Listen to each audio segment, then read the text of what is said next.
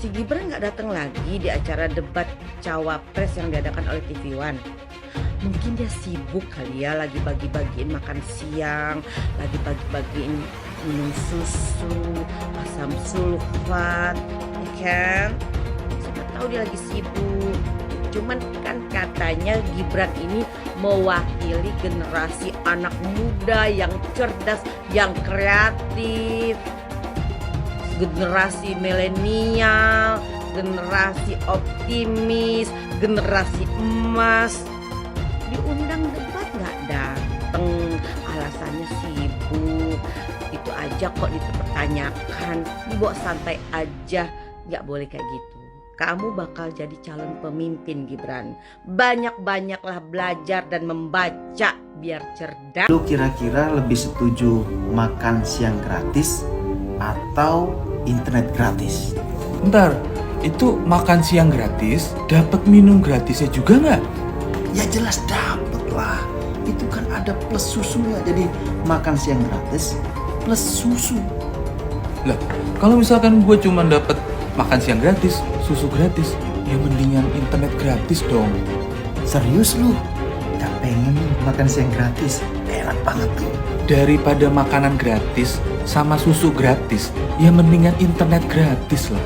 Dari internet gratis, itu gue bisa cari makan sendiri, bisa beli susu sendiri, tanpa perlu harus pakai gratisan. Nah, jadi gimana? Kita mau pilih internet gratis atau program makan siang gratis? Internet gratis dong!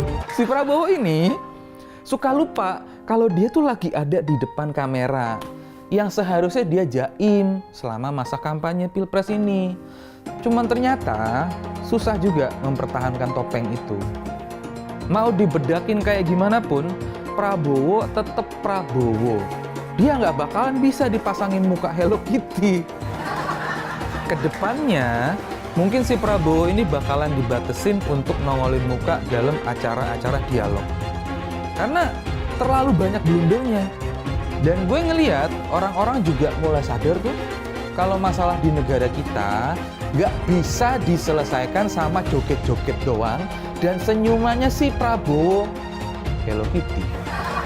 Jadi narasi jogetin aja dan senyumin aja menurut gue nggak ada gunanya dan lupain aja.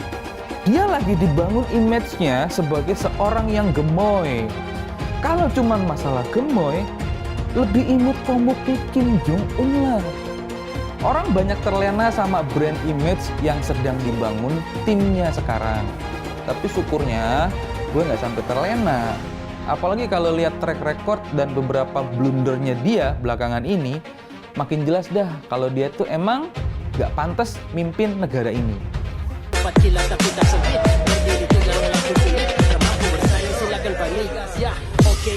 Oke gas, tambah 2 torang gas.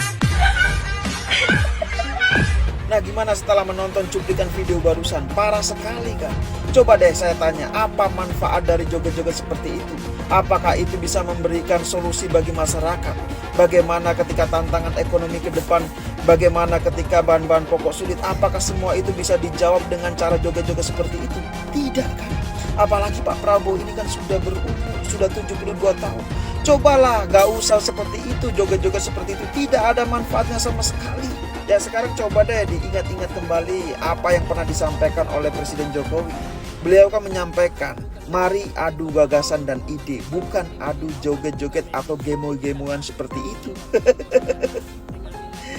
Ya sekarang adu gemo-gemoan ini kan cuma gimmick doang. Gak ada manfaatnya sama sekali buat masyarakat. Gak ada manfaatnya sama sekali buat rakyat. Semua itu hanya gimmick untuk menutupi kelemahan Prabowo dan Gibran. Terus terang saya meragukan keseriusan para mahasiswa memperjuangkan demokrasi. Misalnya saja saya baca bahwa ada gerakan aliansi mahasiswa di Jogja melawan politik dinasti. Mereka gunakan baju kaos bertuliskan Republik Rasa Kerajaan. Ini ironis sekali karena mereka justru sedang berada di sebuah wilayah yang jelas-jelas menjalankan politik dinasti dan mereka diam saja. Ya politik dinasti sesungguhnya adalah daerah istimewa Yogyakarta. Gubernurnya tidak dipilih melalui pemilu. Gubernurnya adalah Sultan Hamengkubuwono ke-10 yang menjadi gubernur karena garis keturunan. Ini ditetapkan melalui Undang-Undang Keistimewaan Yogyakarta. Pertanyaannya, kenapa mahasiswa diam saja menyaksikan politik dinasti yang jelas-jelas bertentangan dengan konstitusi ini? Apakah mereka takut? Atau memang gak paham apa arti politik dinasti?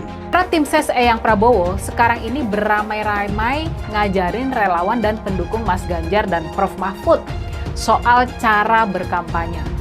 Kata mereka nih, ini kata mereka loh ya.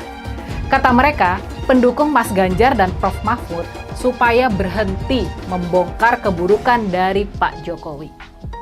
Supaya berhenti membahas Mahkamah Keluarga. Supaya berhenti mengorek cawe-cawe dari Ibu Iriana di urusan politik dan Pilpres 2024.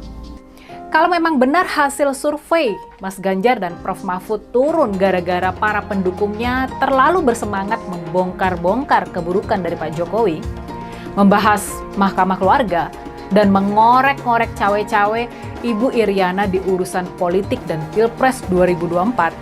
Kalau itu memang benar, mengapa mereka tidak membiarkan hasil survei Mas Ganjar dan Prof Mahfud semakin anjlok lagi? Mengapa mereka jadi sibuk sendiri memberikan saran supaya kita berhenti membongkar keburukan dari Pak Jokowi, supaya berhenti membahas soal Mahkamah Keluarga, supaya berhenti mengorek cawe-cawe dari Ibu Iriana di urusan politik dan Pilpres 2024? Kita patut curiga. Kita patut curiga bahwa mereka sebetulnya benar-benar tertekan akibat adanya pembongkaran keburukan dari Pak Jokowi. Akibat terus-terusannya masyarakat membahas soal Mahkamah Keluarga. Jangan-jangan ya, angka survei Eyang Prabowo dan Mas Gibran benar-benar anjlok gara-gara semua itu. Kita jangan ciut sama gertakan mereka.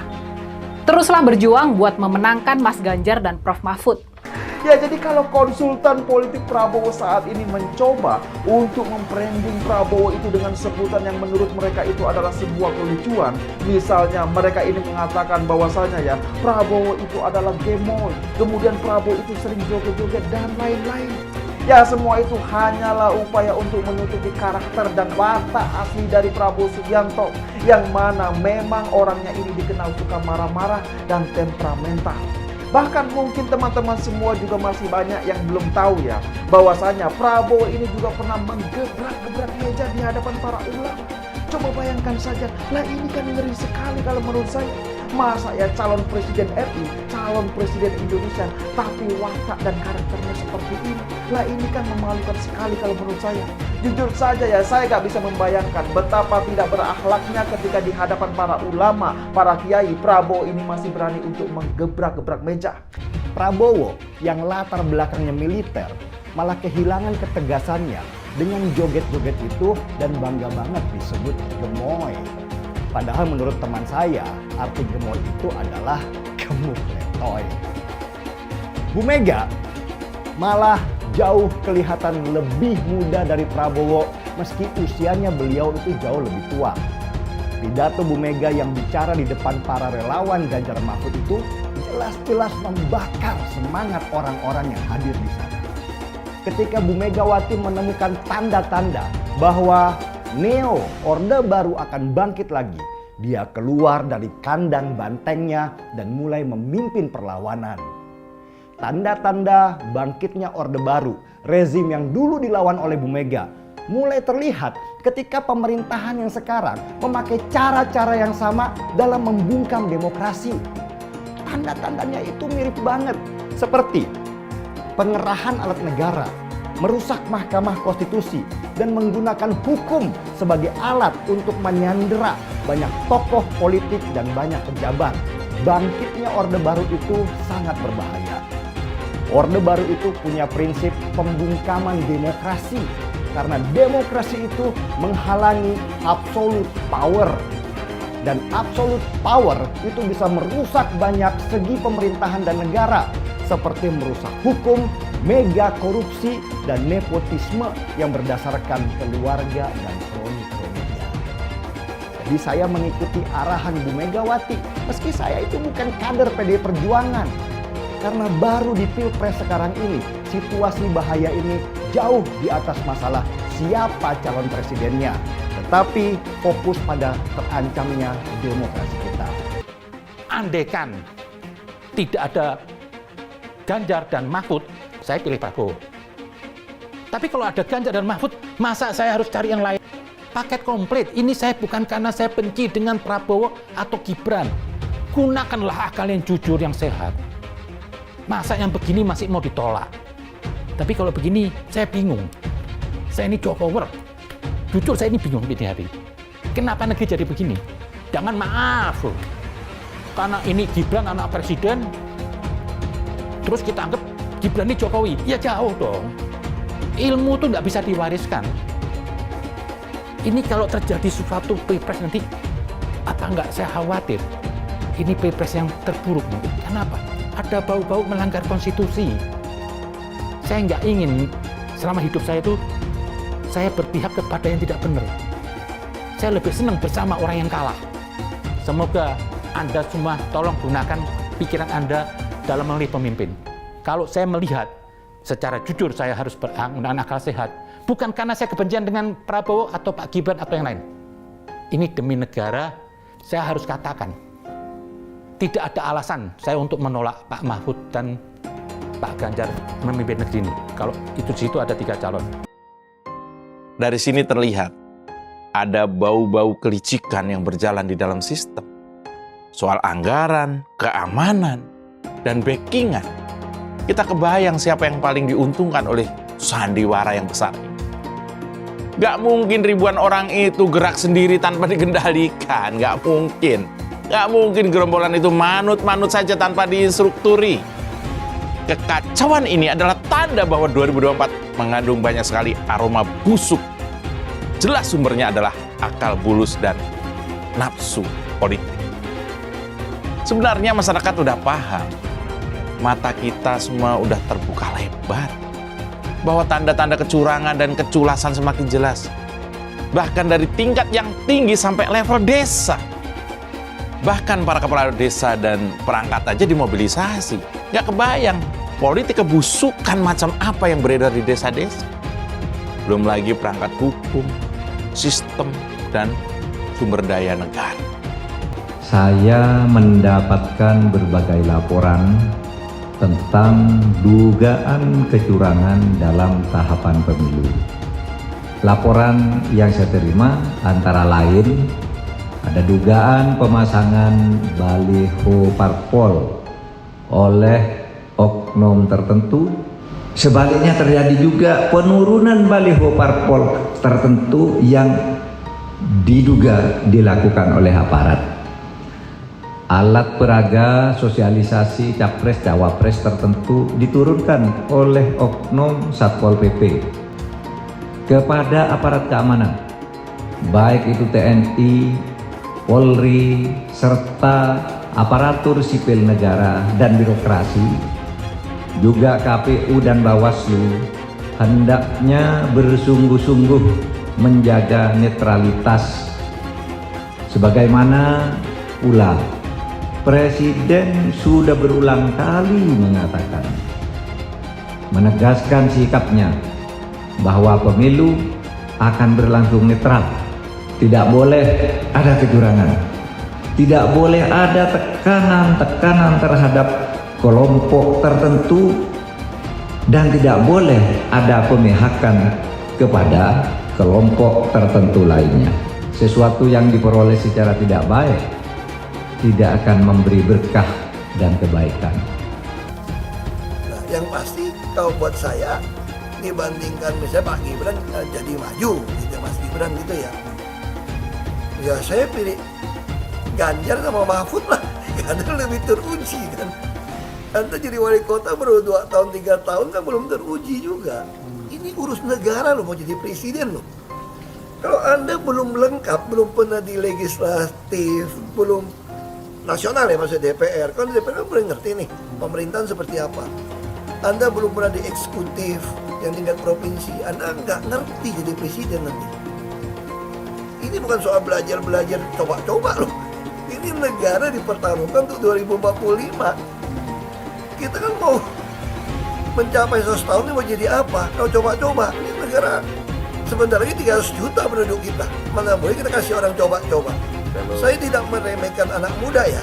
Anak muda bisa lebih kreatif gitu ya. Tapi bicara tata negara, harus mengerti konstitusi. Anda bukan hanya untuk berani untuk maju.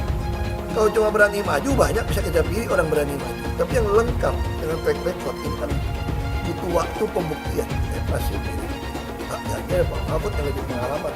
Saya tidak mau anak cucu saya harus nunggu sekian tahun lagi. Pengalaman Jakarta gitu kan, nunggu lagi mundur. Males sudah. Jadi kita nggak usah coba-coba deh. Udah jangan dengerin janji-janji manis orang. Buktikan aja selama ini bagaimana. Anies Baswedan adalah yang terbaik dan banyak baik-baik sebagai calon pemimpin di negeri. Alam semesta memberikan dukungannya kepada kita. Hingga betapa besarnya dan betapa beratnya rintangan itu, insya Allah kita akan mampu melewati itu, saudara semuanya. Kita akan mampu melewati itu, dan insya Allah kita akan membawa kemenangan kepada pasangan kita ini. Pasangan kita, amin. Pasangan kita, amin. Insya Allah. Harus dicek betul, pernah nggak calon pemimpin kita, calon presiden kita ini memecah belah umat. Kalau punya jejak pernah memecah belah umat, jangan dipilih. Kita lihat apakah pemimpin kita, calon pemimpin kita ini ya pernah menggunakan agama sebagai alat untuk memenangkan kepentingannya atau tidak. Kalau agama diperalat untuk merebut kekuasaan, jangan dipilih. Sekali lagi, kalau ada calon pemimpin yang punya rekam jejak memperalat agama untuk kepentingan politiknya, jangan dipilih. Maka kalau kalian pendukung saya, haram hukumnya membawa isu sara, haram hukumnya.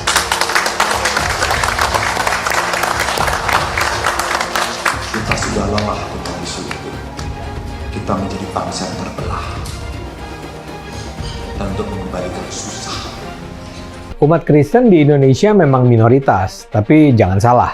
Umat Kristen akan memegang peran menentukan apakah Anies akan menang dalam Pilpres 2024. Kalau secara perlahan semakin banyak orang Kristen yang berpaling ke Anies, yang akan menang nantinya sangat mungkin Anies. Suara pemilih Kristen di Indonesia adalah sekitar 10% lah. Kalau ekstrimnya semua warga Kristen memilih Ganjar, artinya Ganjar akan mendapat tambahan 10% suara dan Ganjar akan menang. Nah, itulah saya katakan kekompakan suara pemilih Kristen akan menentukan. Begitu suara pemilih Kristen terbelah secara timpang, Anies akan bisa mengalahkan Ganjar. Anies tahu jagoannya itu hanya akan menang kalau bisa memecah suara pemilih Kristen. Sekarang semua bergantung pada umat Kristen. Kekompakan pemilih Kristen akan menentukan apakah pada akhirnya Indonesia akan dipimpin Anies atau Ganjar. Elektabilitasnya Anies merosot ya seiring mulai terkuaknya kontroversi dari kepemimpinan Anies di Jakarta.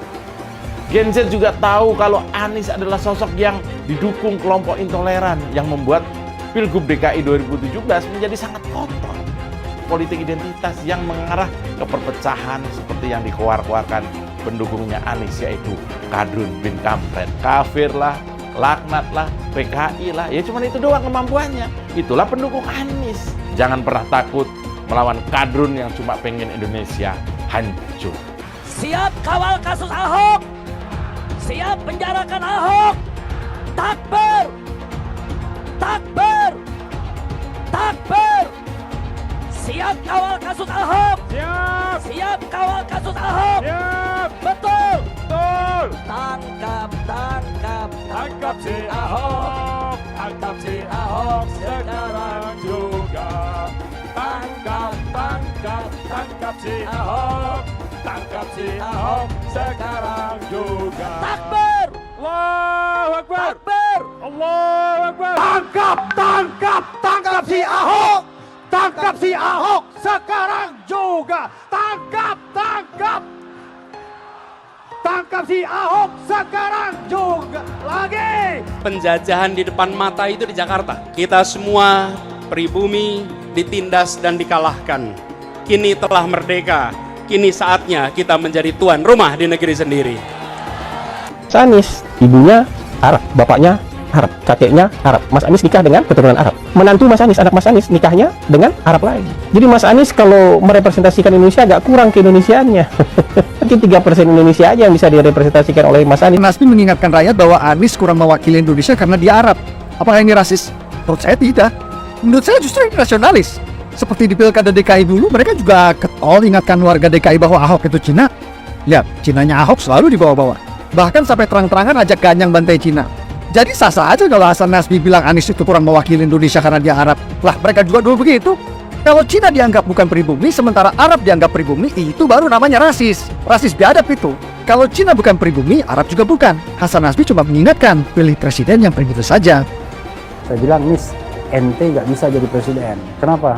Karena presiden adalah orang Indonesia asli, saya bilang. DKI yang kita harapkan, Anies Baswedan yang begitu jelas Islamnya. 4 tahun 8 bulan jadi gubernur. Mana peraturan pergub saja yang melarang migrasi? Mana perda Islam apalagi? Yang akhirnya tidak berani juga menegakkan hukum. Banjir tetap banjir, macet tetap macet, kriminalitas Jakarta. Anda tahu, 2 menit sekali terjadi pencurian. Sekarang orang sedang euforia, dia mau dicapreskan. Bagaimana umat terjebak lagi, bodoh lagi, masuk lagi. Kalau misalnya memang Anies itu mau maju dan dia tekad mau menegakkan hukum Islam dan menyatakan perlawanan, saya pendukung.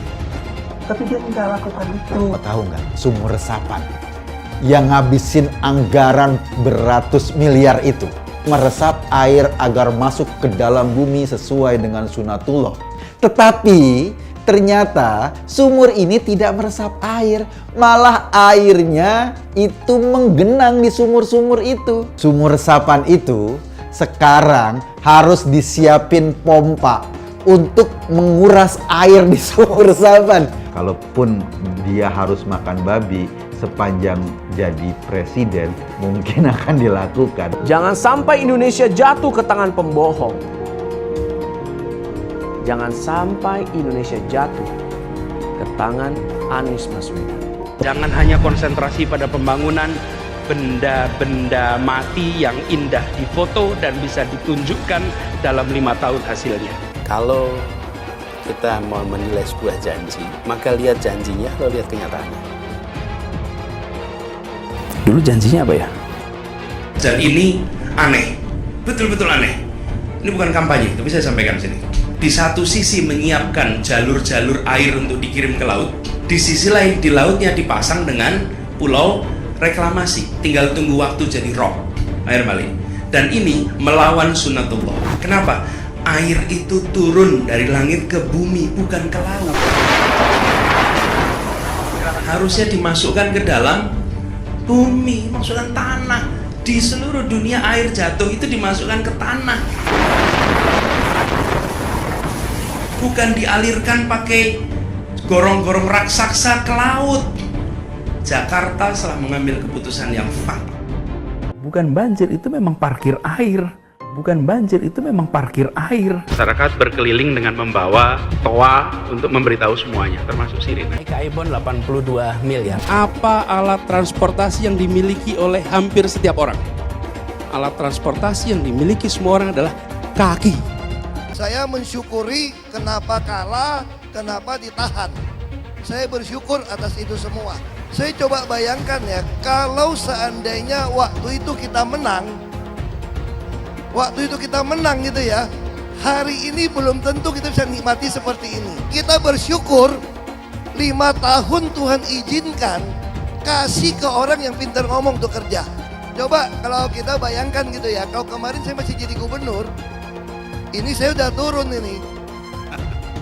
Tapi yang pintar ngomong itu dikira orang hebat kan? Ini lebih berbahaya tahun 2024, langsung ketahuan karakternya. Langsung ketahuan itu. Di saya juga ada kutipan Pak di kamar saya Pak.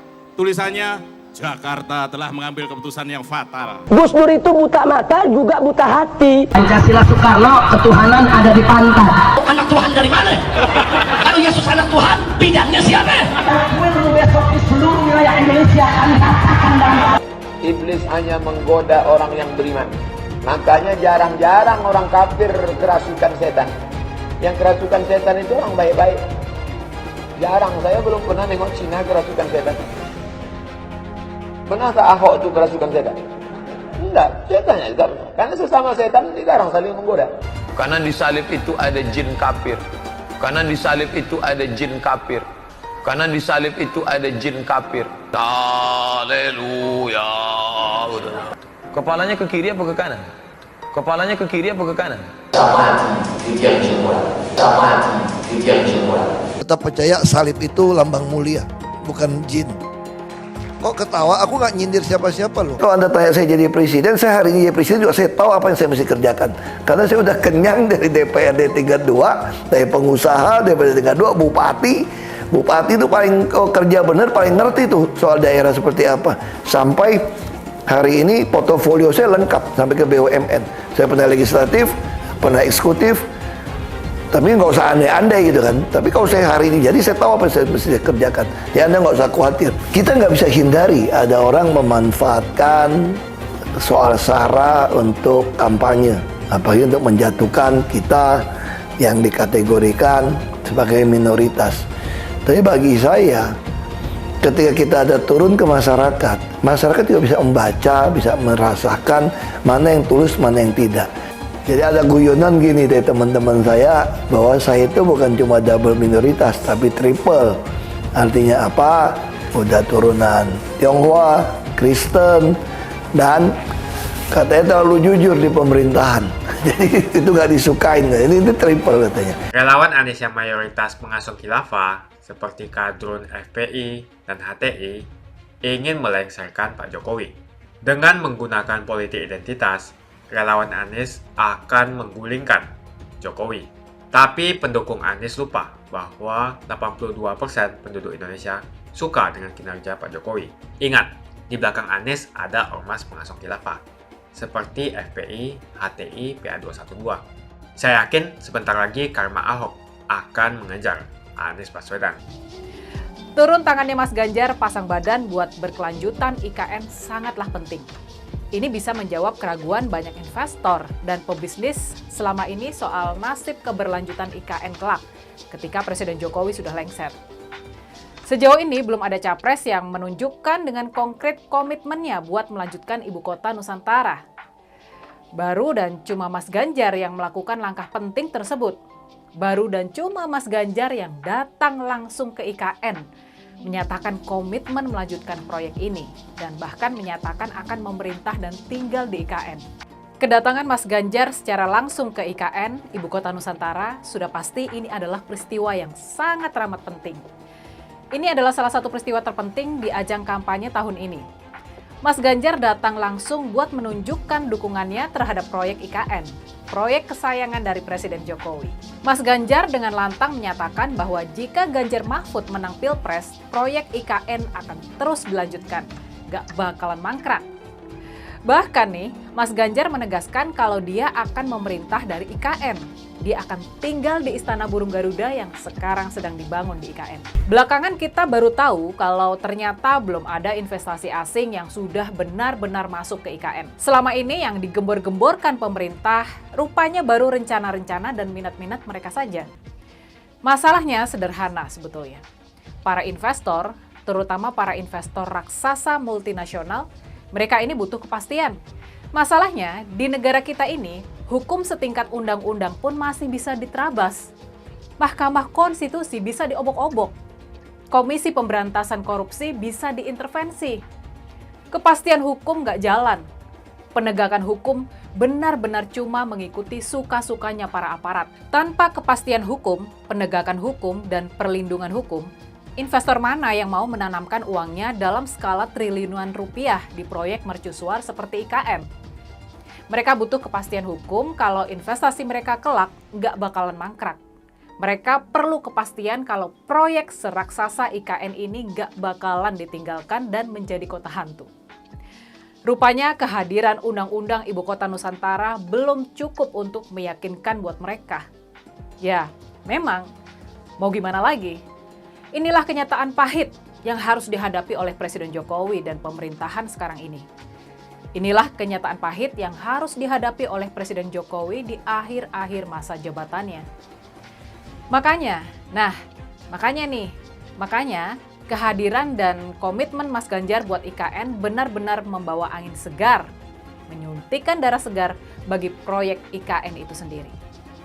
Jadi, sekali lagi nih, kata kunci soal IKN adalah kepastian hukum. Kalau hak atas tanah masih gampang diserobot, kalau kasus hukum bisa diselesaikan dengan negosiasi dengan penegak hukum, kalau pembayaran pajak masih bisa diatur-atur lewat jalur belakang, kalau semua itu masih menjadi hal lumrah di negara kita, percayalah kalau Indonesia nggak bakalan menjadi destinasi yang menarik buat investasi.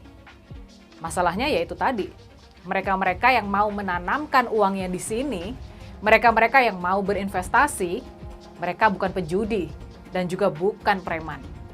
Mereka nggak suka mau untung-untungan. Mereka nggak suka main kayu. Mereka nggak suka main kuat-kuatan. Dan yang lebih penting lagi nih, sebetulnya bukan cuma komitmen Mas Ganjar saja, sang penerus dari Presiden Jokowi yang ditunggu-tunggu oleh para investor dan juga masyarakat Kalimantan Timur dan Pulau Kalimantan pada umumnya. Bukan cuma itu. Yang lebih diharapkan dari Mas Ganjar dan juga Prof. Mahfud adalah kemampuan mereka buat benar-benar mewujudkan IKN lewat pembenahan sistem hukum di negara kita.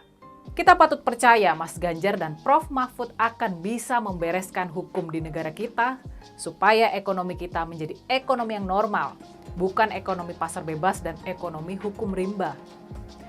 Walaupun solusinya ada di sektor hukum, ini adalah solusi paling ampuh dan paling ditunggu untuk membenahi masalah ekonomi negara kita. Dan lagi-lagi, cuma pasangan Mas Ganjar dan Prof. Mahfud lah yang bisa mewujudkan hal itu. Cuma Mas Ganjar dan Prof. Mahfud yang bisa. Makanya, kedatangan Mas Ganjar ke lokasi IKN bukan kunjungan atau acara kampanye biasa. Ini adalah salah satu peristiwa terpenting dalam masa kampanye sekarang ini. Pada dasarnya, setiap orang mau mencari uang dengan cara yang jujur dan aman. Para investor mancanegara pun demikian. Mereka butuh perlindungan terhadap investasi mereka tanpa perlu sogok kiri kanan. Itulah yang selama ini belum bisa diberikan oleh pemerintahan Pak Jokowi. Makanya sekarang harapan itu ada. Harapan itu wujudnya adalah dua pendekar yang dikenal bersih dan anti korupsi. Mas Ganjar terbukti sebagai seorang politisi yang nggak mempan disuap. Demikian juga dengan Prof. Mahfud. Selain bersih, dia berilmu dan pemberani. Mas Ganjar sudah memberikan dan menunjukkan komitmennya. Dia sudah datang sendiri ke IKN dan menyatakan kelak bakal memerintah dan tinggal di IKN. Yang lebih dari itu, Mas Ganjar dan Prof. Mahfud bakal membenahi hukum di negara kita agar para investor, para pengusaha, besar ataupun kecil, para pedagang, para penjual kaki lima, semuanya harus aman dan nyaman berusaha. Dan semua itu cuma Mas Ganjar dan Prof. Mahfud yang bisa mewujudkannya. Semakin dekat Pilpres, relawan Anies semakin beringas dan Anies semakin galau. Dengan menggunakan politik identitas, relawan Anies akan menggulingkan Jokowi. Relawan Anies yang mayoritas pengusung khilafah seperti kadrun FPI dan HTI ingin melengsarkan Pak Jokowi. Tapi pendukung Anies lupa bahwa 82% penduduk Indonesia suka dengan kinerja Pak Jokowi. Saya pikir kalau terjadi baku hantam, maka ada 82% yang akan menghajar kadrun pengusung khilafah itu. Kalau melihat perkembangan koalisi politik, yang paling agresif memperluas basis kerjasama yang sudah konkret adalah koalisi Ganjar. Sejak Ganjar diumumkan oleh PDIP, sudah resmi koalisi Ganjar ini didukung oleh 3 partai, yaitu P3, Hanura, dan juga Perindo. Nasdem pun semakin pusing melihat Anies, karena elektabilitas Anies semakin jatuh. Dan banyak kader-kader Nasdem terjerat kasus korupsi, seperti belakangan kasus korupsi BTS. Kasus korupsi 8 triliun yang dilakukan oleh kader terbaik Nasdem yaitu Johnny G. Plate, ini sangat menghantam Partai Nasdem, Menteri dari Kementerian Pertanian, di mana ini juga adalah dari Partai Nasdem.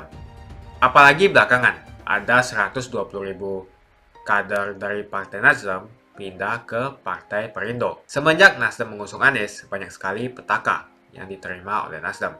Apakah ini merupakan karma dari Ahok? Silahkan komentar di kolom komentar. Yang jelas saya tidak akan memilih Anies, karena Anies bukan pribumi yang jelas.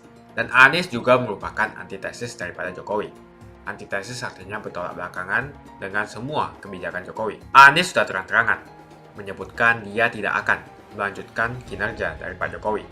Tidak ada infrastruktur yang akan dibangun jika Anies memimpin Indonesia 5 tahun ke depan. Lagi pula, Anies juga didukung oleh khilafah dan pendukung Anies dari ormas seperti FPI dan juga HTI. Apa kita mau FPI dan HTI kembali di Indonesia jika Anies memimpin? Anies adalah bapak politik identitas yang menghalalkan segala cara untuk menggapai kekuasaan, termasuk menggunakan politik identitas berbasis agama. Kita lihat di kasus Ahok.